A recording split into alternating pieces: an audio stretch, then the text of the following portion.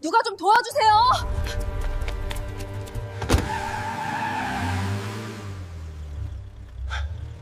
양아버지의 수아들에게 쫓기던 순간 골목을 돌자 누군가 차를 몰고 나타났습니다. 민지는 서둘러 그 차에 타위기를 모면했지만 그 남성의 말을 듣고는 더 큰 충격에 빠지는데 도와주셔서 감사합니다. 근데 누구신지? 제가 당신의 친아버지입니다. 그 말을 들은 민지는 눈에서 눈물이 흘렀습니다. 그토록 찾아 헤매던 아버지를 이렇게 만나게 되다니요. 아직 그 말을 완전히 신용할 수는 없었지만 자신을 위기에서 구해준 이 남성을 믿고자 했습니다. 그래서 남성에게 양아버지 박민수의 모든 비밀이 담긴 USB를 넘겨주게 되죠. 그렇게 자신을 친아버지라 밝힌 남성, 이준호의 화려한 복수가 시작됩니다. 과연 그동안 민지에게 무슨 일이 일어났던 것인지, 그리고 친아버지 준호의 복수가 어떤 결말을 맺을지 끝까지 함께 해주세요. 이야기 시작하겠습니다.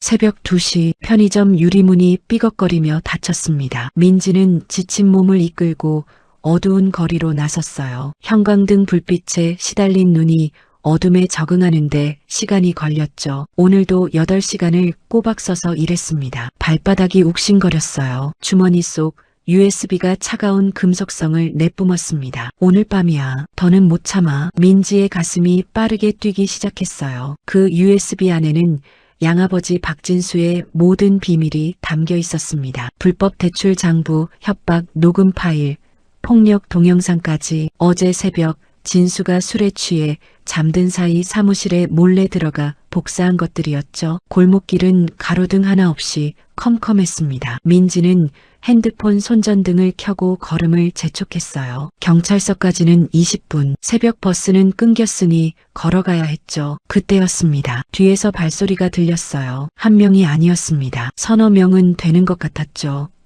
민지의 등골이 서늘해졌습니다. 걸음이 빨라질수록 뒤따르는 발소리도 빨라졌어요. 들켰나? 순간 마음이 움츠러들었습니다. 민지는 뒤돌아보지 않고 걸음을 더 빨리 했어요. 심장이 목구멍까지 올라왔죠. 손에 땀이 나기 시작했습니다. 거기서 거친 남자 목소리가 어둠을 찢었습니다. 민지의 온몸이 얼어붙었어요. 그 목소리는 진수의 부하 중 하나인 곰탱이였죠. 덩치가 산만하고 주먹이 돌덩이 같은 사내.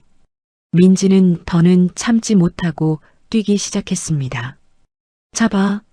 놓치면 우리 다 죽어. 여러 개의 발소리가 콘크리트 바닥을 두드렸어요. 민지는 숨이 턱까지 차올랐지만 멈출 수 없었습니다. USB를 꼭 쥔 손에 힘이 들어갔죠. 좁은 골목길이 미로처럼 이어졌습니다. 민지는 이 동네에서 20년을 살았어요. 어느 골목이 막다른 길인지, 어디로 가면 큰 길이 나오는지 훤히 알았죠. 그 지식이 지금 생명줄이 되었습니다. 왼쪽으로 꺾고 오른쪽으로 돌고 다시 왼쪽으로. 추격자들의 욕설이 점점 가까워졌어요. 민지의 다리가 후들거리기 시작했습니다. 평소 운동이라곤 해본 적 없는 몸이었죠. 편의점에서 하루 종일 서 있는 것만으로도 지쳤는데 이렇게 뛰니 금세 한계가 왔습니다. 헉, 헉. 거친 숨소리가 새벽 공기를 갈랐어요. 옆구리가 찢어질 것 같았습니다. 그래도 멈출 수 없었죠. 저 USB만 경찰에 전달하면 진수의 악행을 막을 수 있었으니까요. 얼마나 더 버틸 수 있을까요? 민지는 한 번도 자신의 인생을 스스로 결정해 본 적이 없었습니다. 5살 때부터 진수가 시키는 대로만 살았어요. 학교도 진수가 정했고 알바도 진수가 시켰죠.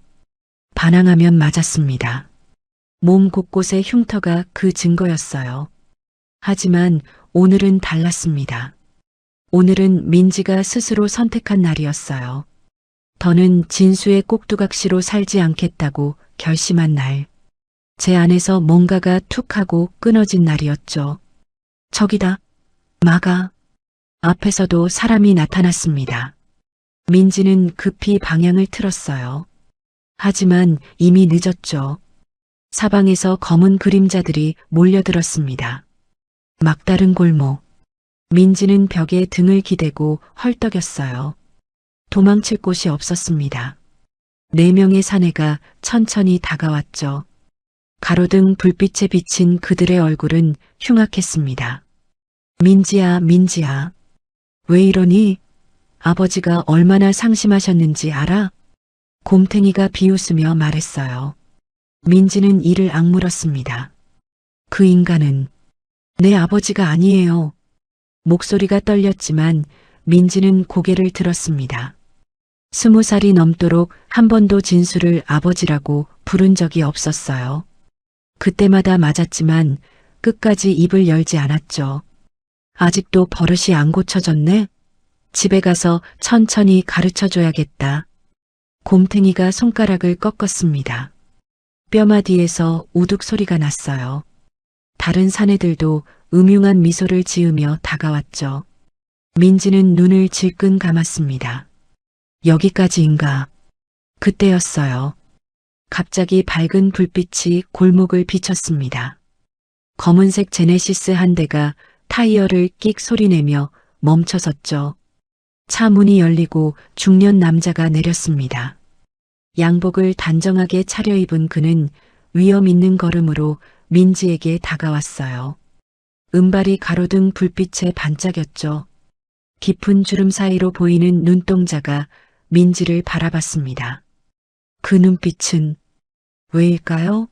민지는 그 눈을 보는 순간 가슴이 뭉클해졌습니다. 낯선 사람인데도 이상하게 따뜻함이 느껴졌어요. 딸아.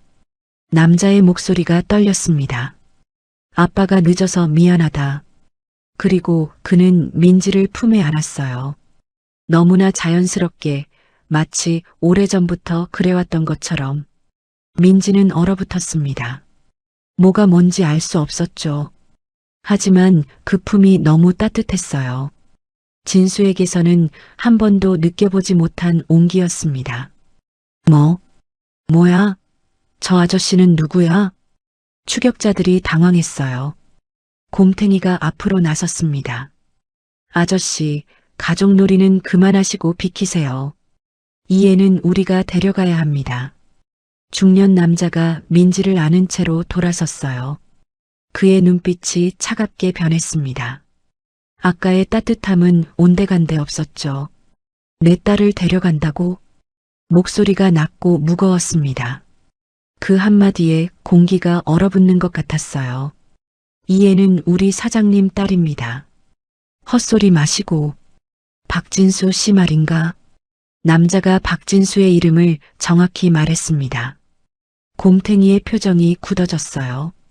아저씨가 누군데 우리 사장님을. 내가 누군지는 중요하지 않아. 중요한 건 이 아이가 내 딸이라는 거지. 남자는 민지를 더욱 꼭 안았습니다. 그리고 귓속말로 속삭였어요. 무서워하지 마. 내가 지켜줄게. 이상했습니다. 처음 보는 사람인데 그 말이 진심으로 느껴졌어요. 민지는 본능적으로 남자의 옷깃을 잡았죠. 아빠. 작은 목소리가 새어나왔습니다. 연기였지만 그 한마디가 목구멍을 간지렸어요. 남자의 팔에 힘이 들어갔습니다. 마치 정말로 잃어버린 딸을 찾은 아버지처럼. 그래, 우리 딸. 이제 집에 가자. 그는 민지를 이끌고 차로 향했어요. 추격자들은 어찌할 바를 몰라 서로 눈치만 봤죠. 그냥 보내면 우리 다 죽어. 곰탱이가 소리쳤습니다. 하지만 아무도 선뜻 나서지 못했어요. 그 중년 남자에게서 범상치 않은 기운이 느껴졌거든요. 차 문이 닫히고 엔진 소리가 울렸습니다.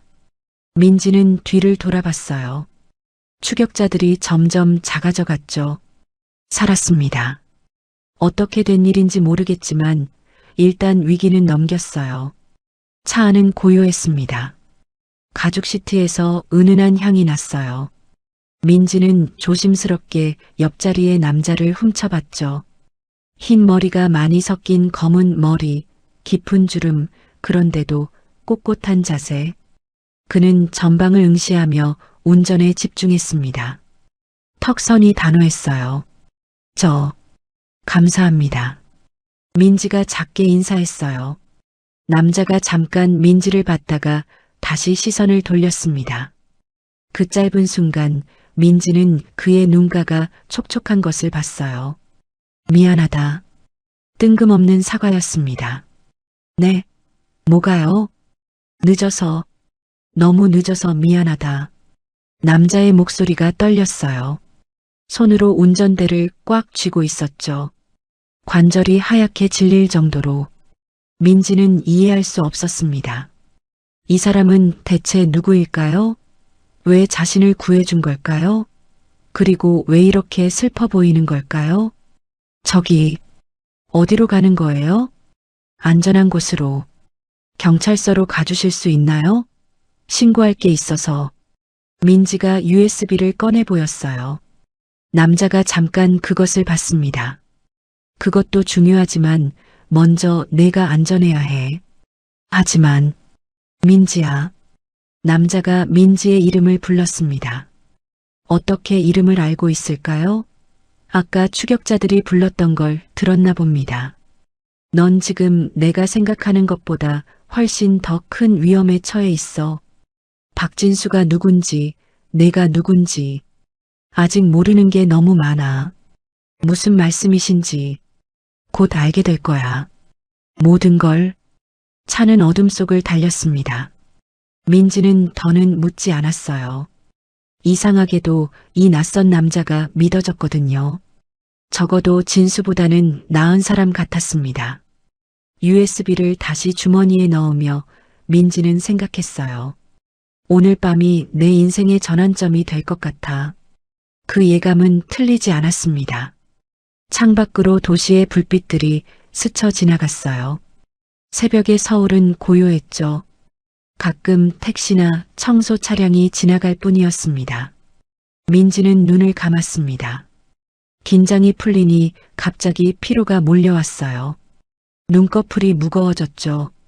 조금만 쉬자. 언제 잠들었는지 모르겠어요. 민지는 누군가 자신의 머리를 쓰다듬는 느낌에 살짝 눈을 떴습니다. 미안하다, 민지야. 정말 미안하다. 남자가 울고 있었어요. 소리 없이 눈물만 흘리고 있었죠. 민지는 다시 눈을 감았습니다. 모른 척하고 싶었어요. 그 눈물이 너무 아파 보여서. 차는 계속 달렸습니다. 어둠 속의 추격은 끝났지만 민지의 진짜 이야기는 이제 막 시작되려 하고 있었습니다. 차는 한강을 따라 달렸습니다. 민지는 창밖을 보며 마음을 가라앉히려 했어요. 새벽의 한강은 고요했죠. 가로등 불빛이 물 위에 반짝거렸습니다. 좀 진정됐니? 중년 남자가 조심스레 물었어요. 민지는 고개를 끄덕였습니다. 네, 정말 감사합니다. 그런데 어떻게 절 아세요? 남자는 한숨을 쉬었어요. 그리고 천천히 차를 길가에 세웠습니다. 엔진을 끄고 민지를 돌아봤죠. 그 눈빛이 너무 애절했습니다. 민지야, 내가 이제부터 하는 말이 충격적일 수도 있어. 하지만 더는 숨길 수 없구나. 민지의 가슴이 쿵쿵 뛰기 시작했어요. 무언가 엄청난 일이 일어날 것 같은 예감이 들었죠. 남자는 글로브 박스를 열었습니다. 그 안에서 두툼한 서류 뭉치를 꺼냈어요. 조심스럽게 마치 보물을 다루듯이 먼저 이걸 봐. 첫 번째 서류는 신문 기사였습니다. 20년 전 날짜가 적혀 있었어요. 대기업 회장 딸 실종. 5살 이민지 양 유치원에서 돌아오던 중 사라져. 민지의 눈이 커졌습니다. 기사 속 사진을 봤어요. 어린아이가 환하게 웃고 있었죠. 그 얼굴이 이거 나예요? 목소리가 떨렸습니다. 남자가 고개를 끄덕였어요. 그래, 너야. 20년 전에 너. 민지는 기사를 다시 읽었습니다. 이름이 같았어요. 이민지. 하지만 성이 달랐죠. 박민지가 아니라 이민지. 제가 유괴당했다고요? 그래. 5살 때. 남자는 다음 서류를 넘겼습니다. 경찰 수사 기록이었어요. 용의자 명단에 박진수의 이름이 있었죠. 젊은 시절 사진도 함께 있었습니다. 민지의 손이 떨리기 시작했어요. 그럼 그 사람이 너를 납치한 범인이야. 순간 민지의 머릿속이 하얗게 변했습니다. 20년 동안 아버지라고 부르라며 때리던 그 사람이 자신을 납치한 범인이라니. 다리에 힘이 빠졌어요. 온몸이 떨렸죠. 왜 절 납치한 거예요? 남자는 또 다른 서류를 꺼냈습니다. 기업 스파이 관련 보고서였어요.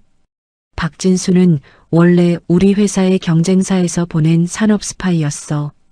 우리 회사의 기밀을 빼내려고 했지. 하지만 들통났고 도망치면서. 남자의 목소리가 막혔습니다. 눈가가 붉어졌어요. 너를 데려간 거야. 인질로. 민지는 숨을 쉴 수가 없었습니다. 가슴이 너무 아팠어요. 20년의 세월이 한순간에 무너지는 것 같았죠. 그럼 제 진짜 부모님은? 남자가 민지의 손을 잡았습니다. 따뜻하고 큰 손이었어요. 떨림이 전해졌죠. 민지야. 눈을 똑바로 바라봤습니다. 내가 내 아빠야. 세상이 멈춘 것 같았어요. 민지는 남자의 얼굴을 멍하니 바라봤습니다. 그 눈, 그 코, 그 입술. 어딘가 낯익은 것 같기도 하고. 거짓말. 작은 목소리가 새어나왔어요. 남자, 아니 준호는 서류를 하나 더 꺼냈습니다. 유전자 검사 결과서였어요. 친자 확률 99.99%. 종이가 떨렸습니다. 민지의 손이 아니라 준호의 손이 떨리고 있었어요. 3달 전에 확인했어. 편의점 CCTV에 찍힌 내 모습을 보고. 혹시나 해서 내가 버린 종이컵에서 DNA를 채취했지. 민지는 결과서를 내려놨습니다. 눈물이 났어요. 왜 우는지도 모르겠는데 눈물이 멈추지 않았죠. 20년이야, 민지야. 준호의 목소리가 갈라졌습니다. 20년 동안 너를 찾아다녔어. 전국을 뒤졌어. 탐정도 고용하고 경찰에도 매달렸지. 하지만 그는 얼굴을 손으로 가렸어요. 어깨가 떨렸습니다. 미안하다. 정말 미안하다. 더 빨리 찾았어야 했는데. 민지는 가만히 앉아 있었어요. 머릿속이 너무 복잡했습니다. 20년 동안 살아온 인생이 전부 거짓이었다니. 매일 맞으면서도 그 사람을 아버지라고 생각하려 노력했는데. 엄마는 어디 있어요?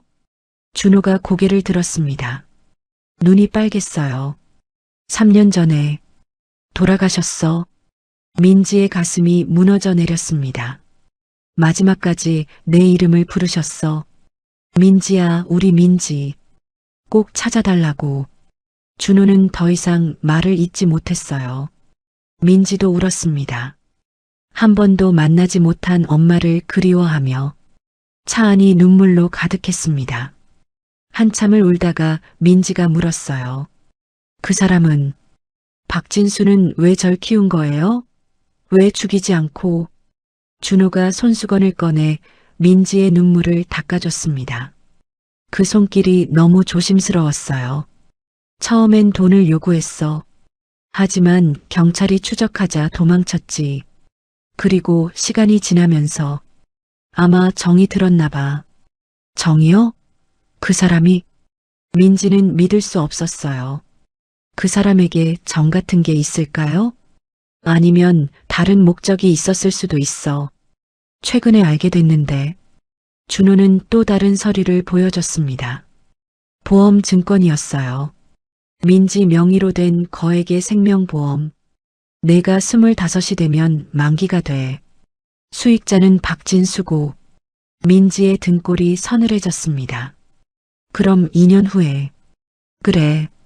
아마 그때쯤 말하지 않아도 알 수 있었어요. 박진수가 무슨 짓을 할지. 민지는 주머니에서 USB를 꺼냈습니다. 이 안에 그 사람의 범죄 증거가 있어요. 불법 대출, 폭력, 협박. 다 있어요. 준호가 USB를 받아들었습니다. 잘했어, 민지야. 정말 잘했어. 저도 이제 알았어요. 왜 그 사람이 절 그렇게 학대했는지, 왜 학교도 제대로 못 다니게 했는지. 목소리가 떨렸어요. 20년간의 고통이 떠올랐죠. 발각될까봐 그랬구나. 제가 밖에 나가서 누군가 알아볼까봐. 준호가 민지를 꽉 안았습니다. 이번엔 민지도 거부하지 않았어요. 아니, 오히려 파고들었죠. 아버지의 품. 그것이 이렇게 따뜻한 건지 처음 알았습니다. 이제 됐어. 이제 안전해. 내가 지켜줄게. 아빠. 그 말이 자연스럽게 나왔어요. 준호의 팔에 더욱 힘이 들어갔습니다. 그래, 우리 딸. 우리 민지. 둘은 한참을 그렇게 있었어요. 20년의 그리움을 나누며 밖이 밝아오고 있었습니다. 새벽의 어둠이 걷히고 아침 햇살이 비치기 시작했죠. 집에 가자. 할머니가 기다리고 계셔. 할머니요? 응. 네 할머니. 너만 기다리며 사셨어. 민지는 고개를 끄덕였습니다. 무서웠어요. 새로운 가족을 만난다는 게. 하지만 동시에 설레기도 했죠. 차가 다시 출발했습니다. 민지는 진짜 아빠의 손을 잡았어요. 작은 상처들이 가득한 자신의 손을 그가 감싸쥐었죠. 민지야. 네, 아빠. 사랑한다. 민지는 대답 대신 손을 더 꽉 잡았습니다. 눈물이 또 났어요. 하지만 이번엔 슬픈 눈물이 아니었죠. 20년 만에 처음으로 민지는 행복한 눈물을 흘렸습니다. 창밖으로 아침 해가 떠오르고 있었어요. 새로운 하루가 시작되고 있었죠. 아니, 새로운 인생이 시작되고 있었습니다. 검은색 제네시스가 높은 철문 앞에 멈췄습니다. 민지는 숨을 삼켰어요. 철문 너머로 보이는 저택이 너무나 거대했습니다. 마치 동화 속 성 같았죠. 정원에는 가로등이 환하게 빛나고 있었어요. 여기가 우리 집이에요? 목소리가 작아졌습니다. 준호가 부드럽게 웃었어요. 그래, 내 집이야. 내가 5살까지 살았던 곳이지. 철문이 자동으로 열렸습니다. 차가 천천히 안으로 들어갔어요. 민지의 손이 떨리기 시작했죠. 내가 여기서 살았다고? 믿기지 않았습니다. 평생을 좁고 더러운 집에서 살았는데 이런 곳이 자신의 집이라니. 현관문이 열리고 누군가 뛰어나왔어요. 흰 머리의 할머니였습니다. 잠옷 위에 가디건만 걸친 채였죠. 준호야, 정말이니? 정말 우리 민지를 찾은 거니? 할머니의 목소리가 떨렸어요. 준호가 차에서 내려 어머니를 부축했습니다. 네, 어머니. 드디어 찾았습니다. 민지가 조심스럽게 차에서 내렸어요. 할머니와 눈이 마주쳤습니다. 시간이 멈춘 것 같았어요. 할머니의 눈에서 눈물이 주르륵 흘러내렸습니다. 떨리는 손을 민지에게 뻗었죠. 민지야, 우리 민지. 그리고 달려왔습니다. 민지를 꽉 안았어요. 미안하다. 미안하다, 우리 아가야. 할미가 늦어서 미안해. 민지는 얼어붙었습니다. 낯선 품이었지만 이상하게 따뜻했어요. 할머니에게서 은은한 꽃향기가 났죠. 할머니. 작은 목소리가 새어나왔어요. 할머니가 더욱 세게 안았습니다. 그래, 그래. 우리 민지. 살아있어줘서 고마워. 정말 고마워. 할머니의 어깨가 들썩였어요. 민지도 눈물이 났습니다. 왜인지 모르겠지만 가슴 깊은 곳에서 뭔가가 울컥 올라왔죠. 집 안으로 들어갔습니다. 거실이 너무 넓었어요. 천장이 높고 샹들리에가 반짝였죠. 벽에는 가족 사진들이 걸려 있었습니다. 민지는 사진 앞에서 걸음을 멈췄어요.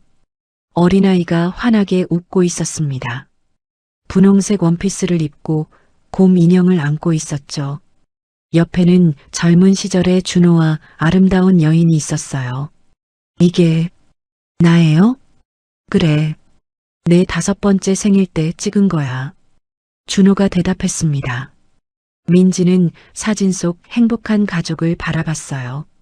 저게 자신의 진짜 인생이었다니 가슴이 아팠습니다. 앉아서 쉬렴. 피곤하겠구나. 할머니가 민지를 소파로 이끌었어요. 그때 민지의 손목이 드러났습니다. 할머니의 얼굴이 굳어졌어요. 이게 뭐니? 손목에는 오래된 상처들이 있었습니다. 담뱃불 자국이었죠. 민지는 황급히 소매를 내렸어요. 아니에요. 괜찮아요. 하지만 할머니는 이미 봤습니다. 떨리는 손으로 민지의 소매를 다시 올렸어요. 팔 곳곳에 흉터가 있었죠. 아이고. 할머니가 무너져 내렸습니다. 민지의 팔을 안고 울었어요. 준호의 얼굴도 창백해졌죠. 주먹을 꽉 쥐었습니다. 너무 세게 쥐어서 손톱이 손바닥을 파고들었어요. 그놈이 이런 짓을. 분노가 폭발할 것 같았습니다. 하지만 민지 앞에서 참았어요. 민지야, 병원에 가보자. 치료를 받아야. 괜찮아요. 이미 오래된 거예요. 민지는 담담했습니다. 20년 동안 익숙해진 것들이었으니까요. 하지만 가족들에게는 충격이었죠. 할머니가 민지의 얼굴을 자세히 봤어요.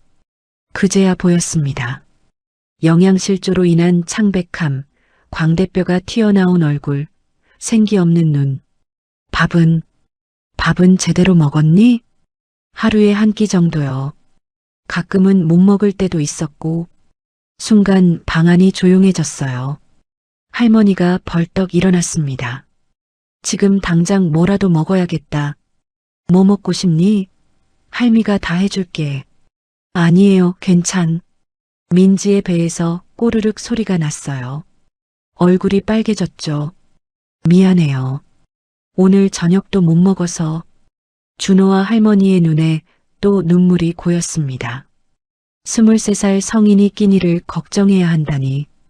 할머니가 부엌으로 뛰어갔어요. 곧 맛있는 냄새가 퍼지기 시작했죠. 민지야, 목욕하고 옷 갈아입을래? 내 방에 옷이 있을 거야.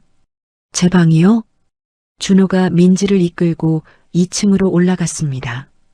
복도 끝 문을 열었어요. 민지는 숨을 멈췄습니다. 분홍색 방이었어요. 공주 침대, 인형들, 책상, 옷장. 모든 게 5살 아이의 방 그대로였죠. 20년 동안 그대로 뒀어. 내가 돌아올 거라 믿었거든. 먼지 하나 없었습니다. 매일 청소했다는 증거였어요. 민지는 방 안으로 들어갔습니다. 책상 위에 크레파스, 그림 공책, 작은 오르골. 모든 게 낯설면서도 익숙했어요. 옷장에 새 옷들이 있어. 내 나이에 맞춰서 준비해뒀지. 준호가 옷장을 열었습니다. 정말로 새 옷들이 가득했어요. 민지의 눈이 커졌죠. 이게 다 저를 위한 거예요? 그럼 널 위한 거야. 민지는 옷을 만져봤어요. 부드러운 감촉이 낯설었습니다. 평생 남이 입던 헌 옷만 입었으니까요. 고마워요, 아빠. 그 말에 준호가 미소 지었어요. 목욕을 하고 새 옷을 입고 내려왔습니다. 식탁에는 따뜻한 음식들이 가득했어요. 미역국, 불고기, 계란찜, 각종 나물들. 천천히 먹어. 체할 수 있으니까. 할머니가 걱정스럽게 지켜봤어요. 민지는 조심스럽게 숟가락을 들었습니다. 첫 숟가락을 입에 넣는 순간 눈물이 났어요. 왜 그래? 맛이 없니? 아니에요. 너무 맛있어서. 20년 만에 먹는 진짜 집밥이었습니다. 엄마의 손맛이 담긴 가족과 함께하는 식사. 민지는 천천히 먹었어요. 하지만 곧 속이 거북해졌습니다. 오랫동안 제대로 못 먹은 위가 놀란 것 같았죠. 괜찮아? 준호가 걱정스럽게 물었어요. 민지가 고개를 끄덕이려는 순간 갑자기 어지러움이 몰려왔습니다. 시야가 흐려졌어요. 온몸에서 힘이 빠졌죠. 민지야. 준호가 쓰러지는 민지를 받았습니다. 이마를 만져보니 불덩이처럼 뜨거웠어요. 어머니, 민지가 열이 나요. 아이고, 우리 아가. 집안이 발칵 뒤집혔습니다. 준호는 민지를 안고 방으로 뛰었어요. 할머니는 물수건과 해열제를 가져왔죠. 병원에 가야. 지금은 새벽이라. 일단 열을 내리고 아침에 가자. 민지는 의식이 오락가락했어요. 열에 시달리며 가위에 눌렸죠. 안 돼. 때리지 마. 아파요. 잠꼬대에 준호와 할머니의 가슴이 찢어졌습니다. 무의식 중에도 학대의 기억이 떠오르는 것 같았어요. 괜찮아. 이제 안전해. 아빠가 있어. 준호가 민지의 손을 꼭 잡고 속삭였어요. 밤새 두 사람은 민지 곁을 지켰습니다. 물수건을 갈아가며 열이 오르면 약을 먹이고 악몽을 꿀 때마다 토닥였죠. 새벽녘이 되어서야 열이 내렸습니다. 민지가 눈을 떴어요. 옆에는 준호가 의자에 앉은 채 잠들어 있었죠. 손은 여전히 민지의 손을 잡고 있었어요. 할머니도 침대 끝에서 꾸벅꾸벅 졸고 있었습니다. 민지는 그들을 바라봤어요. 진짜 가족, 자신을 밤새 지켜준 사람들, 아프다고 걱정해주는 사람들, 가슴이 따뜻해졌습니다. 이게 가족이구나. 이게 사랑이구나. 아빠, 작게 불러봤어요. 준호가 번쩍 눈을 떴습니다. 민지야, 괜찮아? 어디 아픈 데는? 괜찮아요. 걱정 끼쳐서 죄송해요. 죄송하긴. 아프면 아픈 거지. 준호가 민지의 이마를 쓰다듬었어요. 열은 완전히 내린 것 같았죠. 배고프지? 죽이라도 먹을래? 네. 할머니도 깨어났습니다. 민지가 일어난 걸 보고 안도했죠.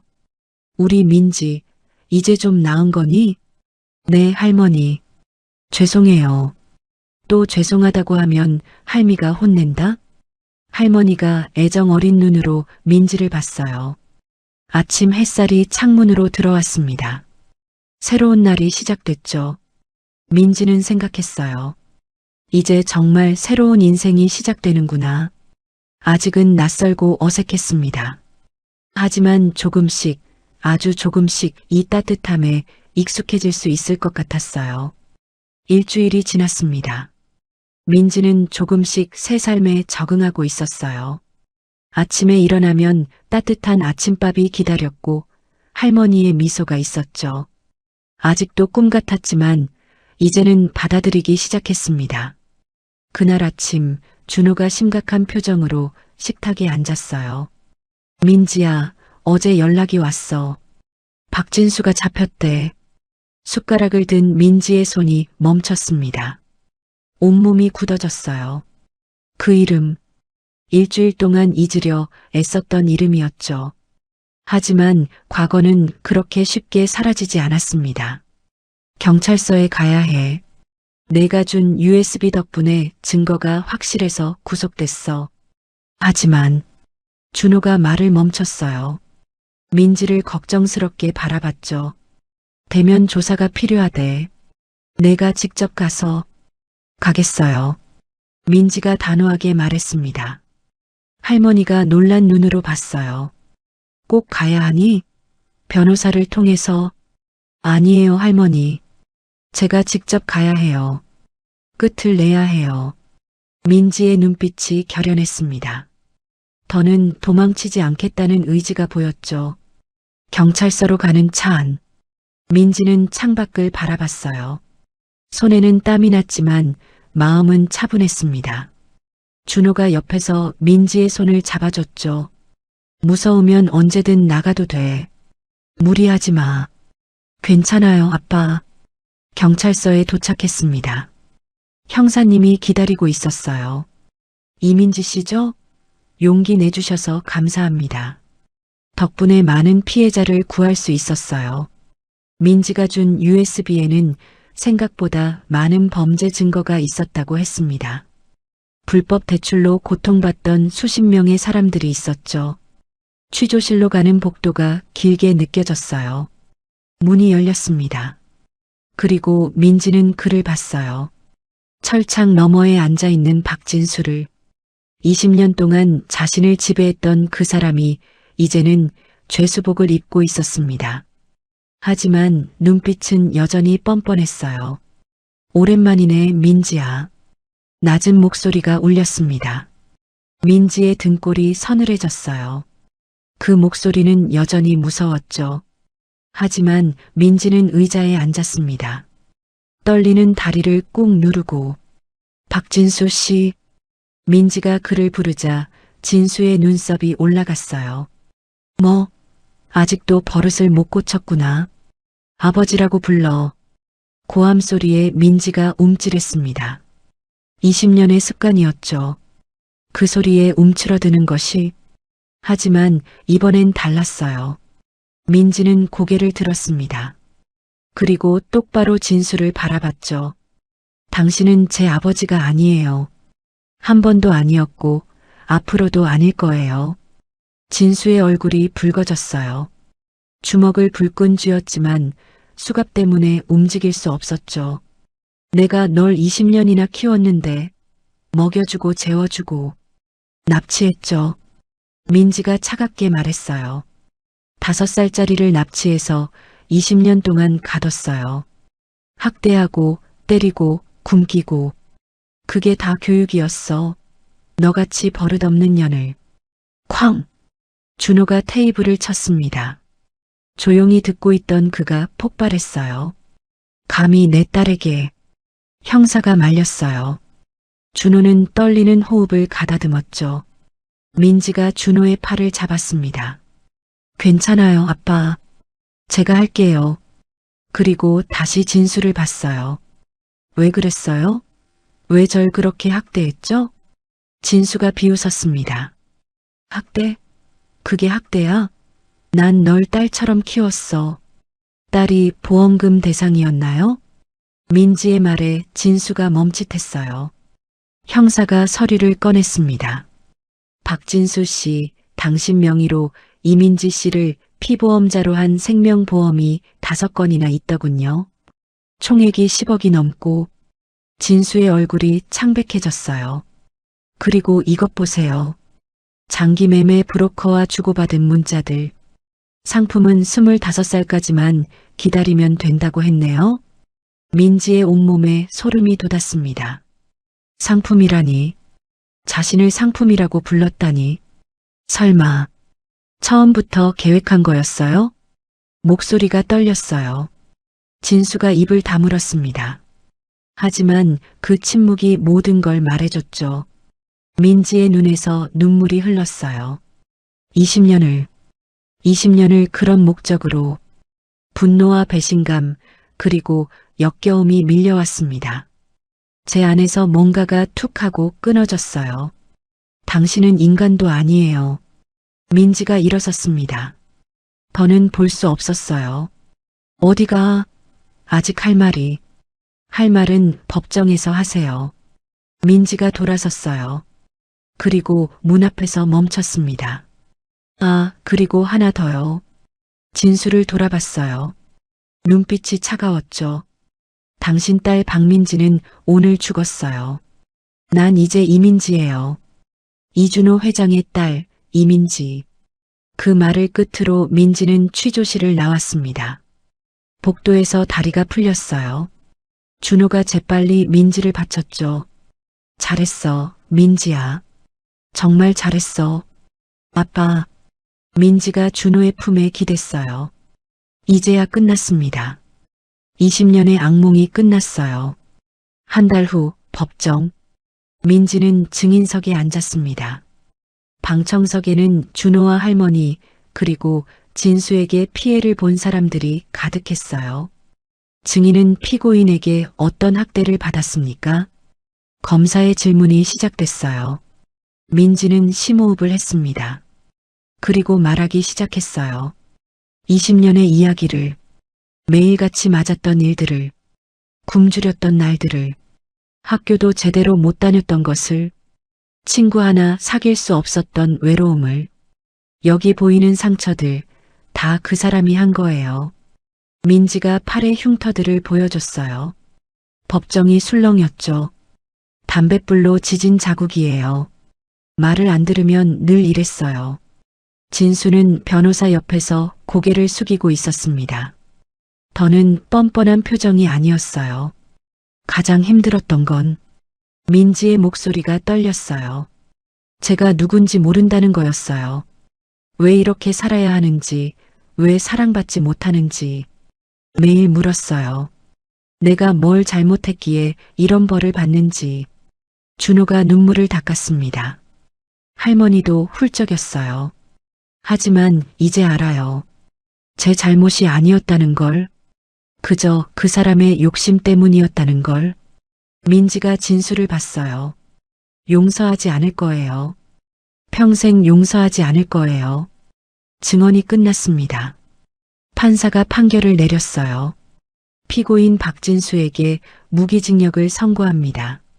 법정에 안도의 한숨이 퍼졌습니다. 정의가 실현된 순간이었죠.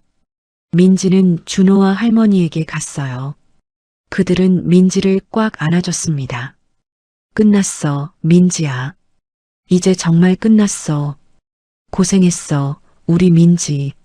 민지는 그들의 품에서 울었어요. 하지만 이번엔 슬픈 눈물이 아니었습니다. 해방의 눈물이었어요. 법원을 나오며 민지는 하늘을 봤습니다. 파란 하늘이 눈부셨어요. 시원해요. 뭐가? 마음이요. 20년 만에 처음으로 마음이 시원해요. 준호가 민지의 어깨를 감쌌어요. 이제 내 인생을 살아. 내가 원하는 대로. 네, 아빠. 민지는 웃었습니다. 진짜 미소였어요. 과거는 끝났습니다. 이제 미래만 남았죠. 그 미래가 어떤 모습일지는 모르지만 적어도 혼자가 아니라는 걸 알았어요. 가족이 있다는 걸, 사랑하는 사람들이 곁에 있다는 걸, 그것만으로도 충분했습니다. 재판이 끝나고 한 달이 지났습니다. 민지는 이제 완전히 새 집에 적응했어요. 아침마다 할머니의 미소가 기다렸고 저녁이면 아빠와 함께 산책을 했죠. 평범한 일상이 이렇게 소중한 줄 처음 알았습니다.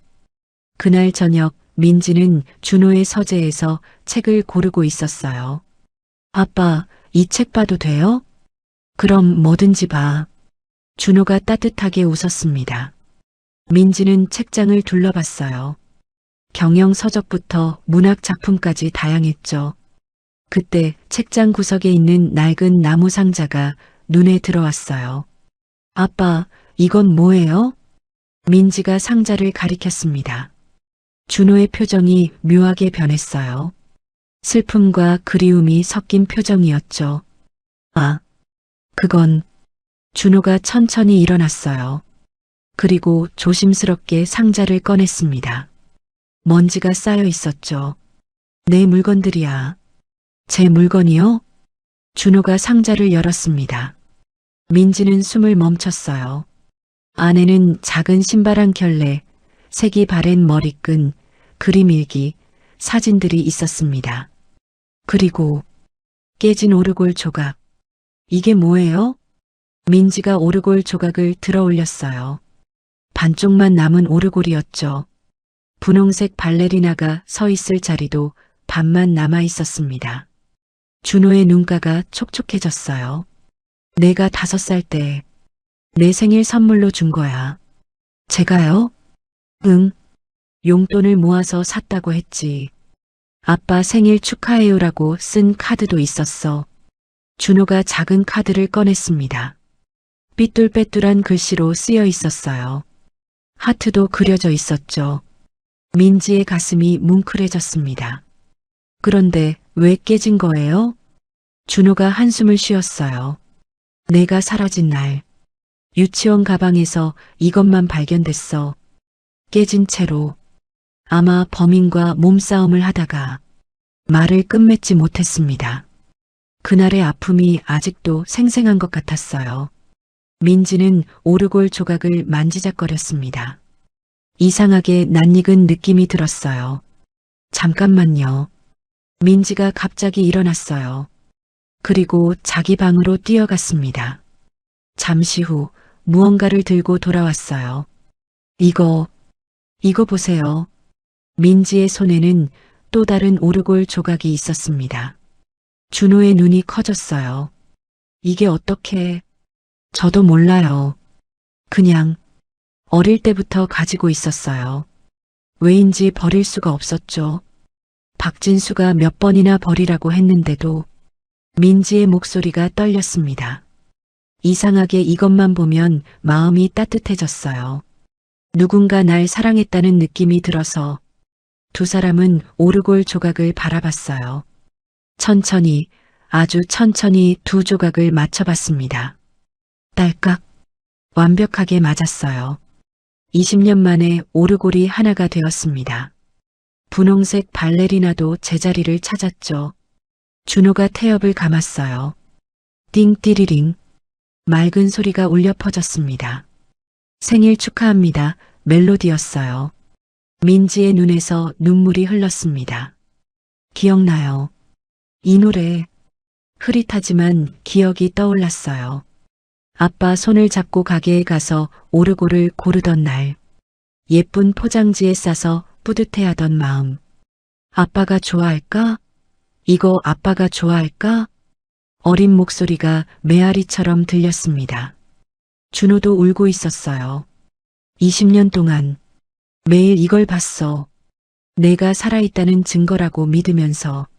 준호가 서랍을 열었습니다. 그 안에는 서류 뭉치들이 가득했어요. 이게 뭐예요? 널 찾은 기록들이야. 실종 신고서가 수십 장이었습니다. 전국 경찰서마다 냈던 것 같았어요. 탐정사무소 계약서도 있었고 고아원 방문 기록도 있었죠. 하루도 빠짐없이 찾았어. 전국을 돌았지. 혹시나 하는 마음에 고아원도 다 가봤어. 사진들도 있었습니다. 나이별로 합성한 민지의 예상 사진들. 10살, 15살, 20살의 모습들이었어요. 매년 만들었어. 지금쯤 이런 모습이겠지 하면서 민지는 사진을 보며 흐느꼈습니다. 20년의 세월이 고스란히 담겨 있었어요. 포기하지 않고 찾아다닌 아버지의 사랑이. 미안해요, 아빠. 더 빨리 찾아왔어야 했는데. 무슨 소리야? 내가 미안할 게 뭐가 있어. 준호가 민지를 안았어요. 내가 살아있어 준 것만으로도 고마워. 이 오르골 조각을 버리지 않고 간직해 준 것만으로도. 민지가 고개를 들었습니다. 어떻게 된 거예요? 왜 제가 이걸 가지고 있었죠? 준호가 잠시 생각하더니 말했어요. 아마 내가 끝까지 놓지 않았나 봐. 그래서 범인도 어쩔 수 없이 내가 가지게 둔 거겠지. 반쪽은 현장에 떨어뜨리고 민지는 오르골을 가슴에 안았습니다. 그래서 버릴 수 없었구나. 이게 아빠와 연결된 끈이었구나. 오르골 소리가 계속 울렸어요. 20년의 시간을 넘어 분열을 이어주는 소리였죠. 아빠, 응? 사랑해요. 처음으로 하는 말이었어요. 준호의 눈에서 눈물이 뚝뚝 떨어졌습니다. 나도 사랑해. 정말 많이 사랑해. 두 사람은 꼭 껴안았어요. 오르골은 계속 노래했습니다. 할머니가 차를 가지고 들어왔어요. 뭘 그렇게... 어머, 이게 뭐니? 완성된 오르골을 보고 할머니도 놀랐습니다. 세상에, 이걸 민지가 가지고 있었다고? 네, 할머니. 할머니도 눈물을 흘렸어요. 기적이네. 정말 기적이야. 하늘이 우리 민지를 지켜준 거야. 세 사람은 오르골을 중심으로 모여 앉았습니다. 작은 오르골이 들려주는 이야기에 귀를 기울였죠. 이제 이걸 거실에 둬야겠다. 준호가 말했어요. 왜요? 우리 가족이 다시 하나가 됐다는 증거니까. 모두가 볼 수 있는 곳에 두고 싶어. 민지가 웃었습니다. 진심으로 행복한 웃음이었어요. 그날 밤 민지는 일기를 썼어요. 오늘 나는 20년 전의 나를 만났다. 5살에 내가 간직한 사랑을 발견했다. 그 작은 조각이 나를 지켜줬구나. 아빠를 잊지 않게 해줬구나. 창밖에는 별이 빛나고 있었어요. 민지는 오르골을 다시 한번 감았습니다. 맑은 소리가 방 안을 채웠죠. 이제 알았어요. 자신이 왜 그토록 외로워도 견딜 수 있었는지, 왜 포기하지 않고 살아남을 수 있었는지, 마음 한구석에 사랑이 있었기 때문이었어요. 깨진 오르골처럼 불완전했지만 그래도 있었던 거예요. 이제 그 사랑이 완성되었습니다. 깨진 오르골이 다시 노래하듯이 민지의 인생도 다시 시작되었어요. 잘 자요, 아빠. 문 너머에서 준호의 목소리가 들렸습니다. 잘 자, 우리 딸. 민지는 미소 지으며 눈을 감았어요. 오르골 소리가 자장가처럼 들렸습니다. 6개월이 흘렀습니다. 뉴스에서 박진수의 무기징역 확정 소식이 나왔어요. 민지는 TV를 조용히 껐습니다. 이제 정말로 끝이었죠. 모든 법적 절차가 마무리되었어요. 민지야, 아침 먹자. 할머니의 부름에 민지가 식탁으로 갔습니다. 책상 위에는 경찰대학 원서가 놓여 있었어요. 오늘 원서 접수하는 날이지? 준호가 물었습니다. 민지가 고개를 끄덕였어요. 네, 드디어예요. 눈빛이 반짝였습니다. 6개월 동안 준비한 꿈이었죠. 정말 경찰이 되고 싶니? 힘든 일인데. 할머니가 걱정스럽게 물었어요. 민지는 미소 지었습니다. 네, 저 같은 피해자들을 돕고 싶어요. 아이들을 지키고 싶고요. 민지의 목소리에는 확신이 담겨 있었어요.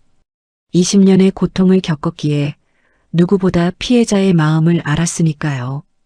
자랑스럽다, 우리 딸. 준호가 민지의 머리를 쓰다듬었습니다. 원서 접수를 마치고 돌아온 날 준호가 제안했어요. 우리 여행 갈까?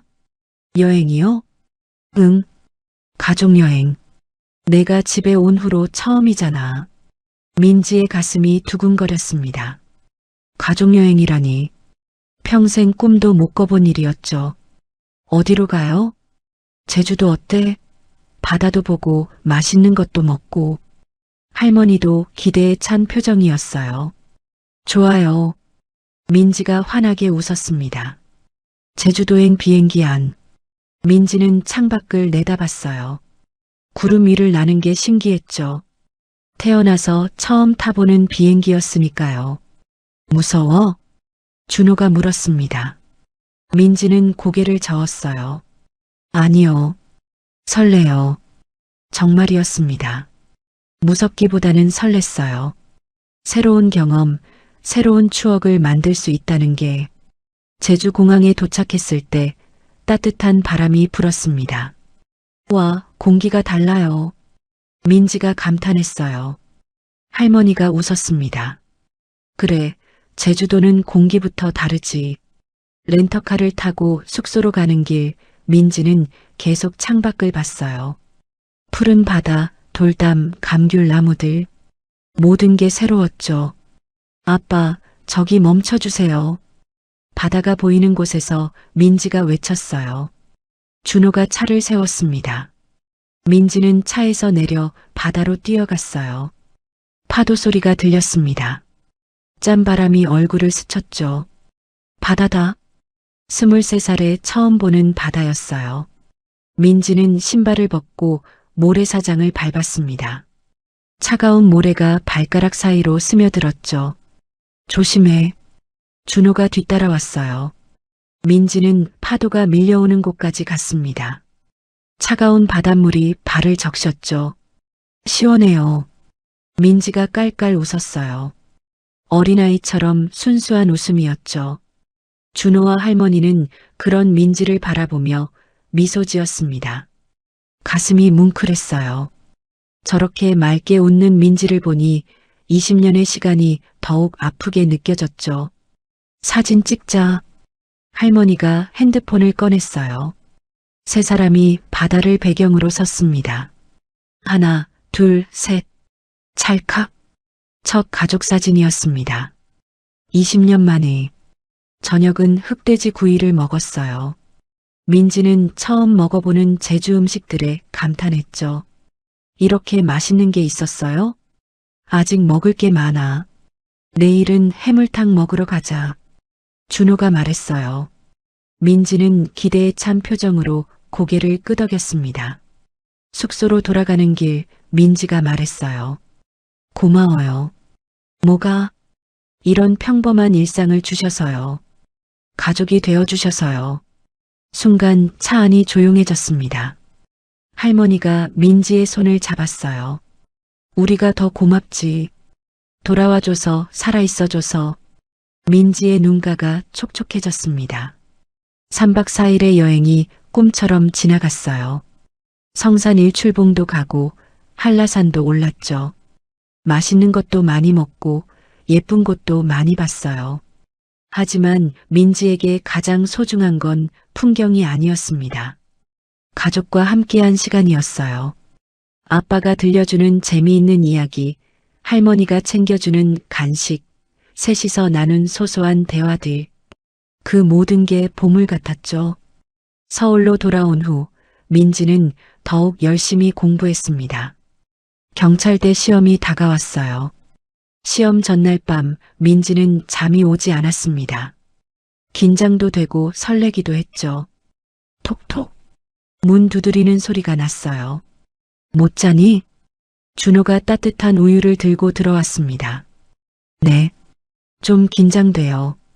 당연하지. 큰 시험인데. 준호가 민지 옆에 앉았어요. 아빠, 제가 떨어지면 어떡해요? 그럼 다시 도전하면 되지. 인생은 길어. 준호가 민지의 어깨를 토닥였어요. 하지만 내가 얼마나 열심히 준비했는지 아니까 분명 잘할 거야. 정말요? 그럼. 우리 딸이 누군데? 아빠의 믿음에 민지는 용기를 얻었습니다. 시험 당일 아침, 민지는 일찍 일어나 준비했어요. 새 옷을 입고 거울을 봤습니다.